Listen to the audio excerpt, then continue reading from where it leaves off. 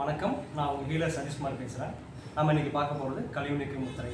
அதாவது கழிவுகளின் தேக்கமே நோய் எனப்படும். அதாவது தேங்கி உள்ள கழிவுகளால் உடம்பில் நோய் ஏற்படுகிறது. அதை எப்படி குணப்படுத்தலாம் இந்த முத்திரையை வச்சுன்னு சொல்லிட்டு நம்ம இன்றைக்கி பார்க்க போகிறோம். அதாவது உண்ணுகின்ற உணவு, அதாவது சுவாசிக்கிற காற்று, குடிக்கிற நீர், இது எல்லாமே நச்சு பொருளால் நிரம்பி உள்ளது. ஸோ இதை மனிதன் சாப்பிடும் போது அவனுக்கும் நார்மலாக முன்னாடி உள்ளதை விட இப்போ அதிகமான நோய்கள் வருது. அதனால் அவனுடைய ஆயுள் காலம் குறைந்து கொண்டே இருக்கிறது. முன்னாடி உள்ள நம்ம முன்னோர்களுடைய ஆயுள் காலத்தை கம்பேர் பண்ணும்போது இப்போ உள்ள மனிதர்களுடைய ஆயுள் காலம் மிகவும் குறைந்து கொண்டே இருக்கிறது. ஸோ ஒரு மனிதன் ஒரு நாளில் சராசரியாக அவனுடைய கழிவுகளை 1/2 கிலோ அளவிற்கு வெளியேற்றுகிறான். அது மலமாகவோ, சிறுநீராகவோ, சளியாகவோ, வியர்வையாகவோ தினமும் வெளியேற்றுகிறான். இந்த கழிவுகளை இந்த பூமியானது, இந்த மண் சக்தியானது, மண் பூதமானது அது தன் வசம் கொண்டு அதை அழித்து அது மண்ணோடு மண்ணாக ஆக்கிறது. நாம் முதற்கொண்டும் இந்த மண்ணோட மண்ணாகிறோம். ஸோ அந்த கழிவுகளை நீக்கக்கூடிய இந்த முத்திரையை பற்றி இன்றைக்கி நம்ம பார்க்க போகிறோம்.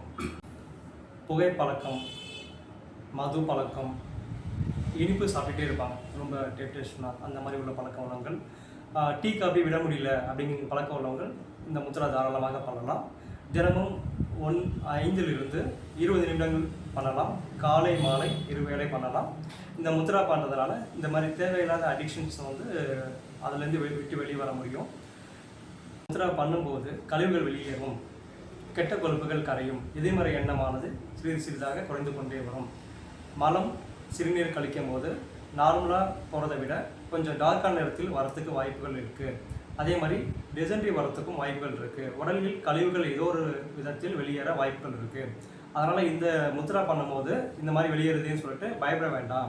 தைரியமாக 2-3 நாட்கள் நீங்கள் ரெகுலராக தொடர்ந்து செய்து வர அந்த பிரச்சனைகளும் நீங்கும். கழிவுகள் அந்த வழியால் வெளியேறதுனால நம்மளோட பிரச்சனைகள் நீங்கும். மேலும் இந்த முத்திரா பண்ணுறதுனால முடி உதிர்தல் குறையும், முகம் பொலிவடையும், பிரகாசமாக முகம் பொலிவடைகிறத நம்ம கண்கூடாக பார்க்க முடியும். மேலும் இதை நன்மைகளை பற்றி நம்ம மேலே பார்த்தோம். இப்போ யாரை பண்ணக்கூடாது, எதுக்காக பண்ணக்கூடாதுங்கிறத இந்த வர இதில் பார்க்கலாம்.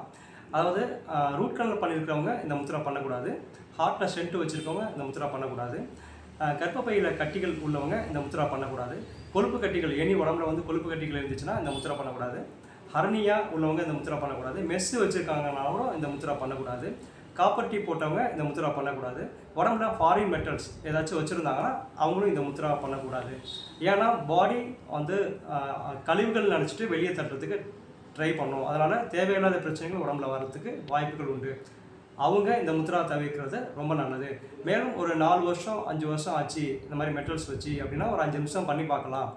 அதே மாதிரி அது பண்ணி பாடியில் பிரச்சனைகள் எதுவும் வரலன்னா கண்டினியூ பண்ணலாம், இல்லைன்னா அவங்க தவிர்க்கிறது மேலும் நல்லது. இப்போ கழிவு நீக்கு முத்திரை எப்படி பண்ணுறதுன்னு நம்ம பார்க்கணும். இப்போ கட்டவரல் நம்மளுக்கு நெருப்பு பூதம், மோதிரவரல் மண் பூதம். இந்த மண் பூத இருக்குது பார்த்தீங்களா, மோதிரவரல், இதோட அடி ரேகையில் நம்ம கட்டவரோட நுனியை இணைக்கணும். இது நுனி இணைக்கும் போது உடம்புல உள்ள தேவையான கழிவுகள் வெளியேறுது. இதை நீங்கள் தினமும் 5லேருந்து 20 நிமிஷம் வரைக்கும் பண்ணலாம். இந்த முத்திரா பண்ணி உங்கள் கழிவுகளை வெளியேற்றி உடம்புலேருந்து நோய்கள் வராமல் பாதுகாக்கிறதுக்கு இந்த முத்திரை ரொம்ப உதவியாக இருக்கும். நன்றி, வணக்கம்.